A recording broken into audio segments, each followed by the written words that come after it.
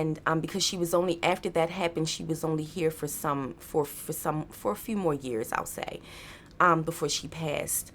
And I remember her telling me, because I asked her, I said, how did it feel? She said, Michelle, it was so amazing. It felt so good that I didn't want to come back. She said it was just so amazing how she felt. So before she passed away, we had talked, and remember bringing it up because she was so good to me when I was a kid. She never yelled at me. She was never mean to me. She was always very loving and kind, and she used to make me sing to her because she knew that I could sing and I would love to sing. And she used to make me sing to her all the time. And she was always one of my biggest fans. And I reminded her of that.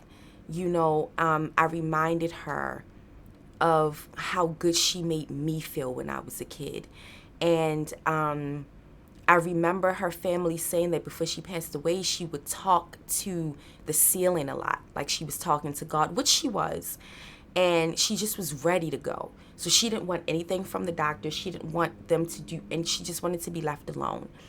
And once she passed that night, I had two dreams about her, actually. The first dream, both dreams, we were at her old house. She took me back to her old house. And she wanted to tell me something, but in the dream, I knew that what she wanted to tell me was not something that I wanted to hear. And we'll talk about that for a second. She was trying to tell me that someone else in my family was going to pass away, which was my great aunt. And she was also someone who was very kind and loving to me as well. Especially as a kid, she was just so loving and kind. And I felt that, so I woke myself up. But before I got to do that, she did say that my dad was protecting us and he was looking after us. So I woke up, ended up going back to sleep, and I dreamt about her again.